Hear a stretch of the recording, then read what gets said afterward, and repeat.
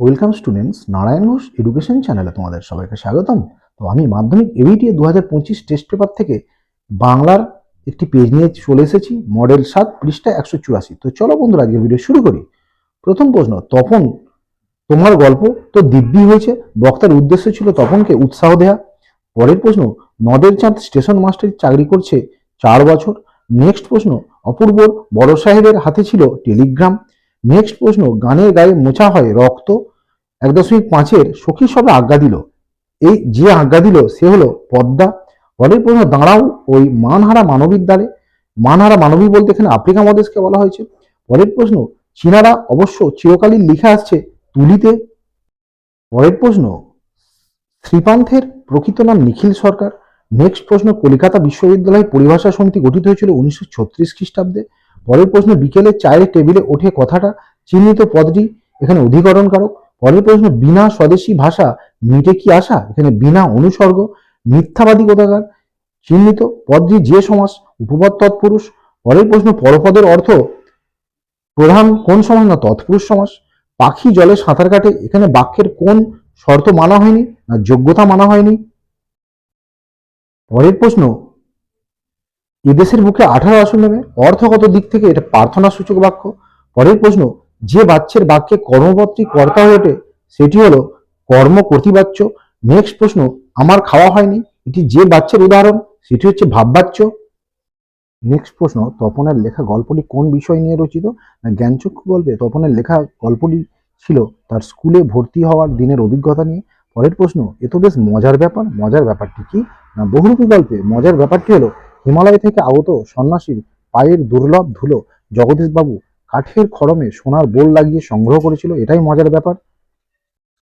Next প্রশ্ন, নদের চাঁদের ভারী আমোদ বোধ হইতে লাগিল, আমোদের কারণ কি ছিল, না টানা 5 দিন বৃষ্টির কারণে নদীর স্রোত ব্রিজের ধারক স্তম্ভে বাধা পেয়ে পড়ে উঠে আসার কারণে নদের চাঁদ হাত দিয়ে স্পর্শ করতে পারছিল, তাই আমোদ হচ্ছিল।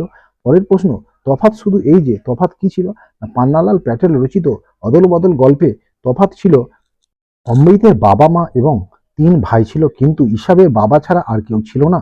পরের প্রশ্ন, তবে এ বস্তুটি পকেটে কেন, এখানে কোন বস্তুর কথা বলা হয়েছে, না পথের দাবি গল্পের আলোচ্য অংশে পকেটে থাকা বস্তুটি হলো গাঁজার কলকে। নেক্সট প্রশ্ন, অস্ত্র ফেলো অস্ত্র রাখো, কোথায় অস্ত্র রাখার কথা বলা হয়েছে, না অস্ত্রের বিরুদ্ধে গান কবিতায় কবি জয় গোস্বামী গানের 2টি পায়ে অস্ত্র রাখতে বলেছেন। পরের প্রশ্ন, প্রলয়োল্লাস কবিতাটি কোন কাব্যগ্রন্থের অন্তর্গত, না প্রলয়োল্লাস কবিতাটি অগ্নিবীণা কাব্য থেকে নেওয়া হয়েছে। নেক্সট প্রশ্ন, আমাদের পথ নেই একথা বলার কারণ কি, না আয় আরো বেঁধে বেঁধে থাকি কবিতায় আলোচ্য অংশে বর্তমান সময়ে সাধারণ মানুষদের অসহায় অবস্থার কথা তুলে ধরেছেন। জীবনে চলার পথে সীমাহীন বাধা প্রতিকূলতাকে তুলে ধরতেই পথ না থাকার কথা বলেছেন। অসুখী একজন কবিতাটি কে বাংলায় তর্জমা করেছেন, না নবারুণ ভট্টাচার্য। যাও তুমি তড়াকড়ি কাকে কোথায় যাওয়ার আদেশ দেন, না মাইকেল মধুসূদন দত্তের অভিষেক কাব্যাংশে মেঘনাথকে রাক্ষস কুলের মান রক্ষার জন্য যুদ্ধক্ষেত্রে যেতে বলা হয়েছে। এতে রচনা উৎকট হয়, রচনা কিসে উৎকট হয়, না ইংরেজিতে ভেবে কোনো বক্তব্য বাংলায় অনুবাদ করলে রচনা উৎকট হয়। নেক্সট প্রশ্ন, এই ধারণা পুরোপুরি ঠিক নয়, কোন ধারণার কথা বলা হয়েছে, না অনেকের মতে পারিভাষিক শব্দ বাদ দিয়ে সাধারণ শব্দ ব্যবহার করলে রচনা সহজ ও বোধগম্য হয়, এই রচনা সম্পূর্ণ ঠিক নয়। নেক্সট প্রশ্ন, সেই আঘাতের পরিণতি নাকি তার মৃত্যু, কার মৃত্যুর কথা বলা হয়েছে, না বাংলা সাহিত্যে কঙ্কাবতী ও ডুমরুধরের স্রষ্টা ত্রৈলোক্যনাথ মুখোপাধ্যায়ের মৃত্যুর কথা বলা হয়েছে। পরের প্রশ্ন, কারো সঙ্গে কলম নেই কেন, না লেখক শ্রীপান্ত কাজ করতেন সংবাদপত্রের অফিসে, সেখানে একমাত্র তিনিই কলমে লিখতেন, বাকি সকলেই লিখতেন কম্পিউটারে, তাই কারো হাতে কলম থাকতো না। চলে যাচ্ছি ব্যাকরণ প্রশ্নে। শূন্য বিভক্তি কাকে বলে, যে বিভক্তি শব্দের সঙ্গে যুক্ত হয়ে শব্দকে পদে পরিণত করে এবং নিজে অপ্রকাশিত থাকে তাকে শূন্য বিভক্তি বলে। পরের প্রশ্ন, সম্বন্ধপদকে কারক বলা হয় না কেন, কারণ সম্বন্ধপদের সঙ্গে ক্রিয়াপদের সরাসরি কোনো সম্পর্ক থাকে না। পরের প্রশ্ন, এসো যুগান্তরের কবি, এখানে যুগান্তর কি সমাস, অন্য যুগ, নিত্য সমাস। পরের প্রশ্ন, নিত্য সমাস কাকে বলে, যে সমাসের ব্যাসবাক্য হয় না, ব্যাসবাক্য করতে গেলে অন্য পদের সাহায্য নিতে হয়, তাকে বলে নিত্য সমাস। পরের প্রশ্ন, মধ্য পদলোপী বহুব্রী সমাসের উদাহরণ দাও, চাঁদ মুখ, চাঁদের মতো সুন্দর মুখ যার। নেক্সট প্রশ্ন, বৃষ্টির মধ্যে ছেলেরা মাঠে খেলছে, গঠনগত দিক থেকে এটি কোন শ্রেণীর বাক্য, এটি সরল বাক্য। পরের প্রশ্ন, বিশ্বকবি রবীন্দ্রনাথ ঠাকুর গীতাঞ্জলি কাব্য রচনা করেন, এখানে উদ্দেশ্য ও বিদেহ পদ চিহ্নিত করো। এখানে উদ্দেশ্য পদটি হল বিশ্বকবি রবীন্দ্রনাথ ঠাকুর এবং বিদেহ পদ হল গীতাঞ্জলি কাব্য রচনা করেন। পরের প্রশ্ন, সন্ন্যাসী হাসলেন আর চলে গেলেন, সরল বাক্যে রূপান্তরিত করো। সন্ন্যাসী হেসে চলে গেলেন। পরের প্রশ্ন, সৈন্যদের দেশের সীমানা পাহারা দিতে হয়, কর্তৃবাচ্যে কি হবে? না, সৈন্যরা দেশের সীমানা পাহারা দেয়।